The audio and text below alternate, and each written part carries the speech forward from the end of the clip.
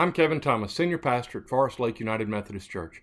Thank you for joining us to discuss this week's lectionary readings. Today, let's talk about the Gospel of Matthew, chapter 9, verse 35, through chapter 10, verse 8.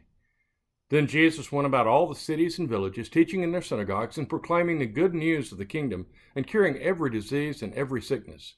When he saw the crowds, he had compassion for them, because they were harassed and helpless, like sheep without a shepherd. Then he said to his disciples, "The harvest is plentiful, but the laborers are few. Therefore ask the Lord of the harvest to send out laborers into his harvest."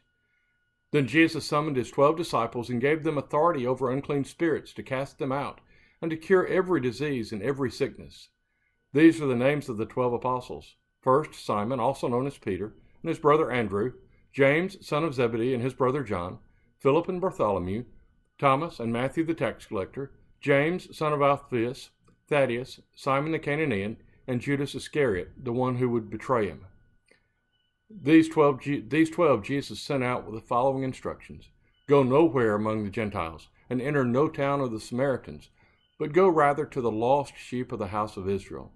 As you go, proclaim the good news. The kingdom of heaven has come near. Cure the sick, raise the dead, cleanse the lepers, and cast out demons. You received without payment, give without payment. In this passage, Jesus echoes the prophet Ezekiel, who says, "Thus says the Lord God, all you shepherds of Israel who have been feeding yourselves, should not shepherds feed the sheep? You eat the fat, you clothe yourselves with wool, you slaughter the fatlings, but you do not feed the sheep. You have not strengthened the weak, you've not healed the sick, you've not bound up the injured, and you've not brought back the strayed. You've not sought the lost, but with force and harshness you have ruled them." Ezekiel's words are an indictment against religious leaders of his day who failed to care for Israel. God followed the indictment with a promise that God would become the good shepherd and bring people back together, heal them, and nourish them. Jesus fulfills that promise in his ministry. How fitting the words are in our times. Too often the church in our culture has been obsessed with its own wealth and power.